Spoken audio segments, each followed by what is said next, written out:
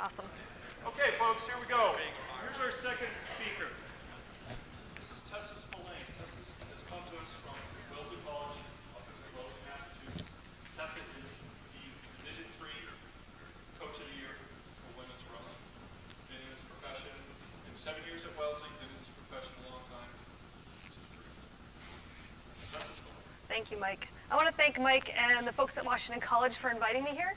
I also want to thank US Rowing for the opportunity, and I want to thank all of you for being here.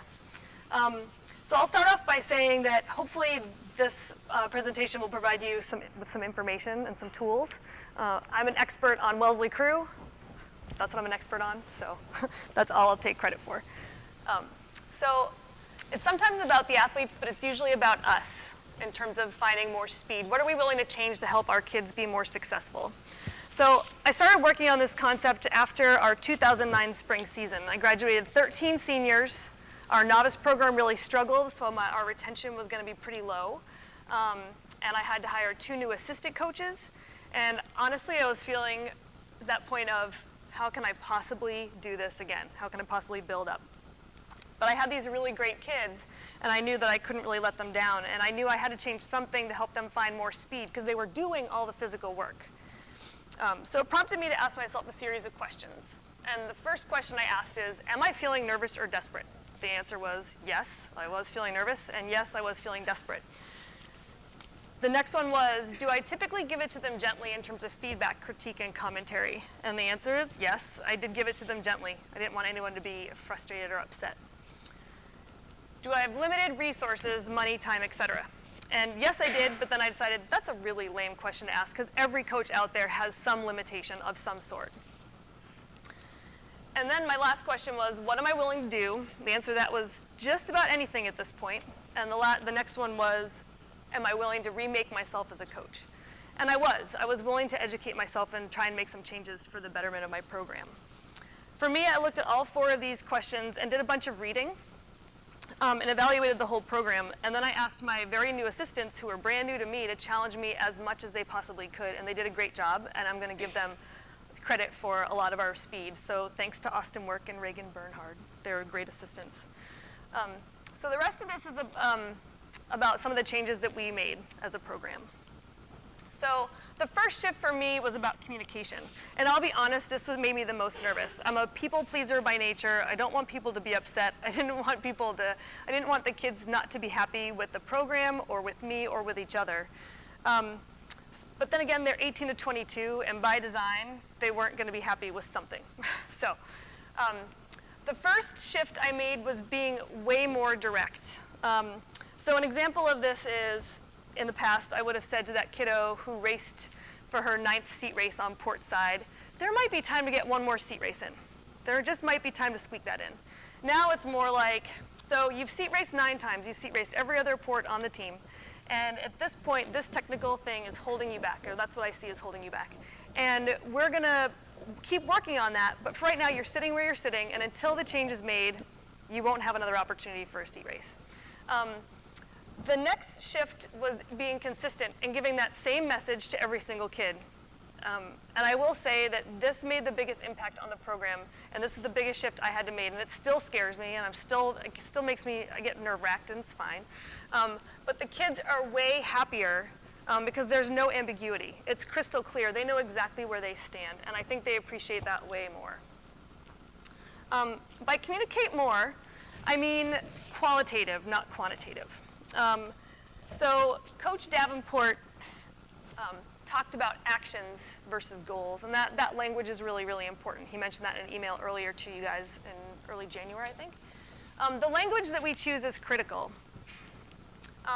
When we're making this shift from what we want to happen to what will happen, from hoping for certain levels of performance versus expecting certain levels of performance. So an example of this is one of my kids would come in and say, I want to pull sub 730 on my 2K. So now her job is to now say, I will pull sub 730 on my 2K, and here's how I'm going to do it. Subtle shift, but it's an affirmation, and it's positive. It's not hopeful, but it's expectant. So this is another example. In 2009, 2010, that was that year that I was kind of like, oh God, how are we going to do this? In our fall season, our varsity was 21st out of 35 at the head of the Charles. And it wasn't about steering. It wasn't about the course. It wasn't about who got in our way. It was that we just weren't as fast as we had been. And so when we came back for spring season, we made a distinct shift in our thinking and speaking. Instead of saying, we want to go to NCAAs, that 2009 spring, we were 6th in New England, top 5 went to NCAAs, we were almost there. So instead of saying we want to go to NCAAs, we made the shift to saying we will go to NCAAs. And granted, when you're saying that in February and March, and NCAAs are in May, or your championships in May, that's a little daunting. And my AD kind of pulled me aside into her office and said, you know, your seniors are walking around saying that they're going to be missing graduation because they're going to be racing NCAAs, and it's February. She was a little skeptical. But then this happened. Oh. Technical difficulties, pardon me. I don't know if we have the same version of PowerPoint. There's a video embedded in there. It should be. There used to be a play button. But there's not. It's okay. No, it's okay. So this was a video. It's a really good video. It's pretty captivating. But the video is actually, it's a video that our sports information director took of our team watching the NCAA selection show. So the day of selections, the NCAA broadcasts live, and teams are kind of gathered up together on their campuses. And the video is the reaction of my team finding out that they got the bid to NCAAs. This is the same team that came in 21st out of 35, made the shift in thinking, as well as continuing to do a lot of physical work, but doing additional mental work, and it got us 2 selections. There's lots of cheering. There's lots of like rocking, waiting for the announcement to be made. Okay, so just visualize that. It's great. It was a really exciting moment for us as a program, and it was the absolute turning point. So with my team, I've seen this very, very clear distinction, very clear relationship between expectations and that performance. So, simple word choice. So I just mentioned the quality of the words that we use. Again, going to Coach Davenport's point about actions. So we made a choice in our language. We had talked a lot about goals, and we shifted to objective. So the definitions are seemingly the same. However, it was a very conscious decision for us to shift away from saying it's our goal to be at NCAAs to it's our objective to be at NCAAs. It helped us to create a new mindset. It was a fresh lens for us to be looking through. And it was the second step in our transition to being a faster program. So for example, our objectives last year for 2010 and 11, our objectives were to win our conference championship and to be on the podium at NCAAs. So empowerment, in my mind, is the third step. And there's a lot of steps involved in empowerment, but these are just a few examples. So once the objective is set, your empowerment should happen. And you can do that through individual goal setting, as long as it's moving toward the team objective. Creating opportunities for success for them will empower them. Success of all sizes, be it a slight percentage gain in performance. We do a lot of testing, obviously. We probably all do, right? And on any given day, our team is competing against each other in 2 of the 3 areas that they're training in, whether it's strength or cardio. And what I'll do at the end of practice is I will say, so-and-so did a great job today. Percent of improvement from the last time we did this workout was so-and-so, was such. Or whoever just did the best work of the day. So acknowledging that is huge.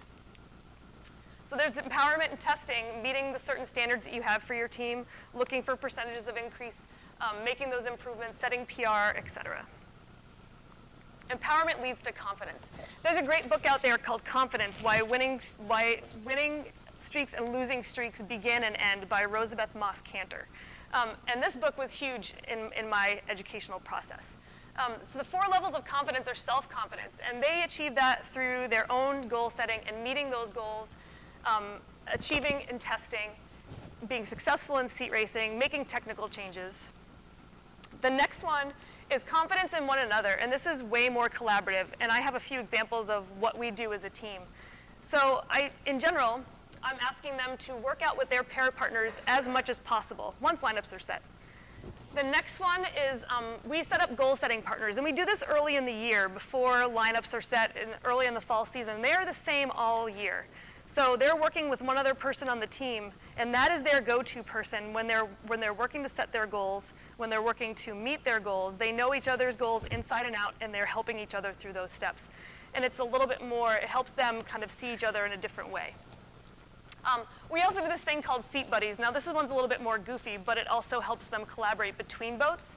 So once lineups are set, we ask all the bow seats to get together, all the two seats, so on and so forth. And they have to do one thing, and that is to create a seat handshake. So that's the goofy part, okay? But then once we start that, we will say to the kids, maybe 3 or 4 days a week, all right, meet up with your seat buddies. They have to start off with that goofy handshake, and it gets them laughing. But then they also do a check-in about how practice is going for their boat. And it actually is a really nice way to kind of keep your separate boats a little bit more unified in meeting that team objective. The other thing we do is we do a lot of work as boats in terms of boat meetings. I'm sure everyone's really doing that. The other one is appreciations, and this is a written activity that we do during spring break. We come down here and we seat race on the Chester River, and it gets a little contentious, of course, as seat racing does. But they get a handout from me, and on that handout is every single person on the roster, and they have to write an appreciation for that person. And then I spend hours in the hotel cutting them up, and each kid is getting 45 appreciations, okay? My seniors will graduate, and they'll say, I still have them from my first year. And I still look at them. And it's a really nice way for them to kind of feel like, this is why I'm on this team, this is why I'm here. There's also confidence in the system. That's tied into the objectives and the structures that you have in place. And then there's external confidence, which is coming from our team, family, and our friends, the support we get on race day, our alumni support, and support from our college community. So confidence motivates performance and teamwork. However, the team still needs to do a lot of work, right?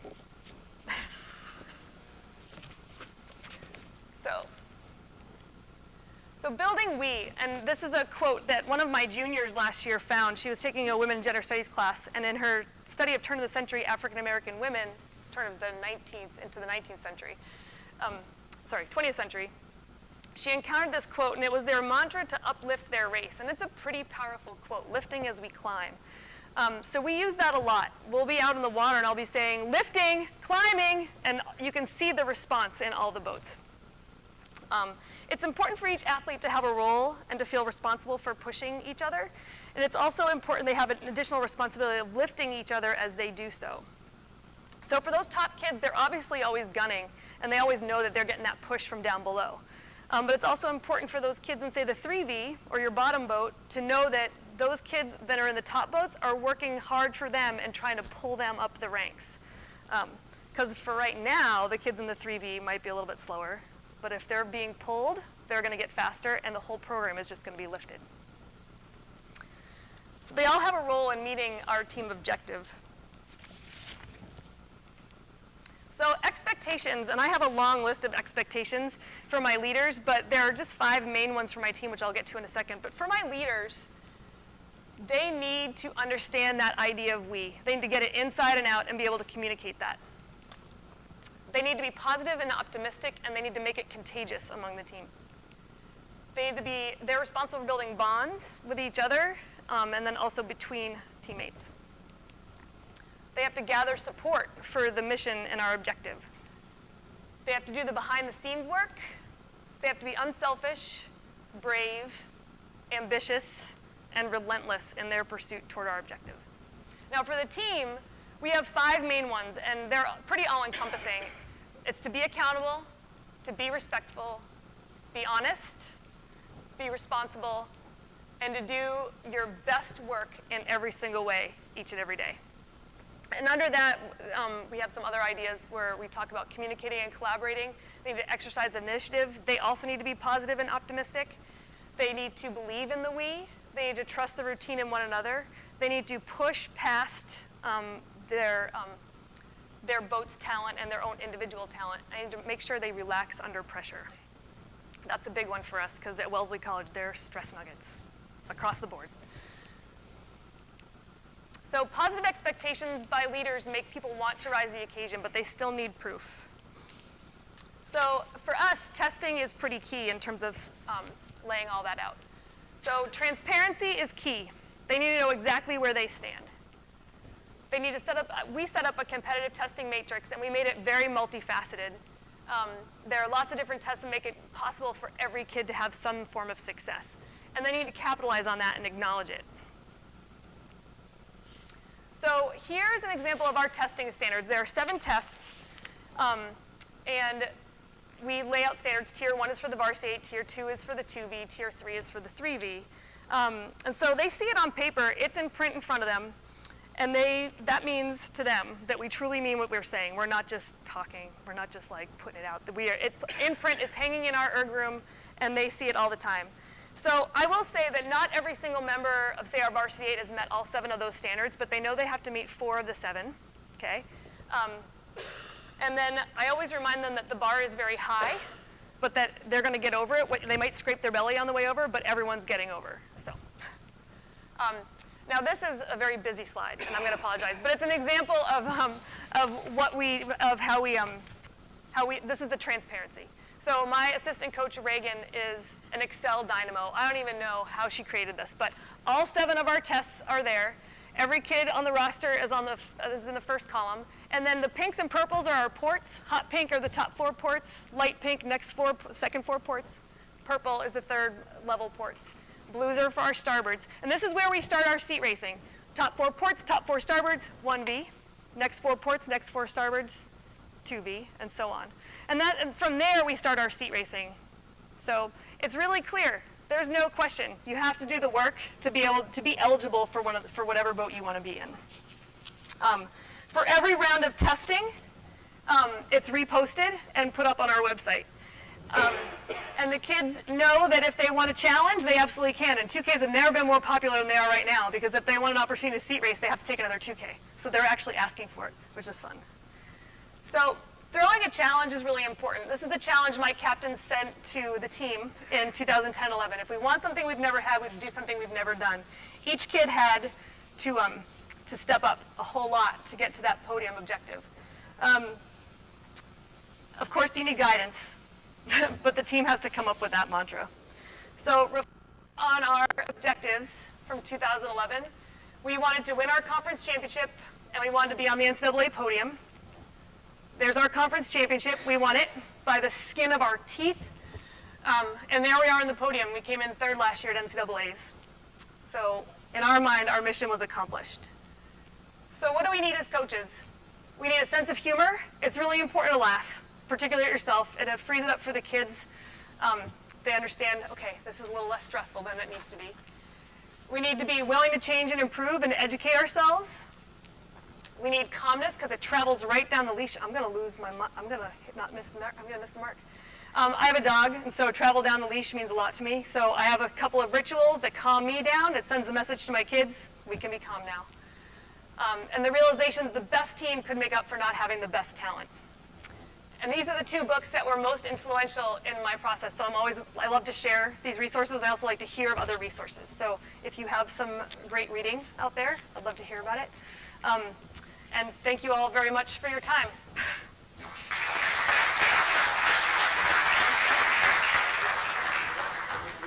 Okay, so 1 minute. Do you have? Is that stolen? Yep, that's on. 1 minute. Do you have any follow-up questions for Coach Spillane? Would you like to throw questions about the program? How she does? Perfect. Off the hook.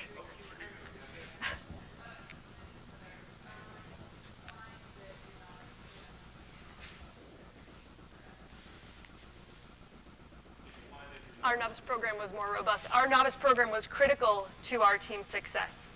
Most of our athletes, I would say about 55% of the athletes are from our novice program that move up to varsity, and those kids are key, and they're actually our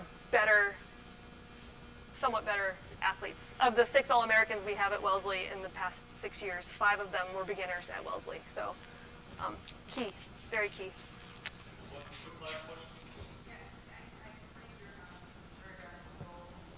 Mm-hmm.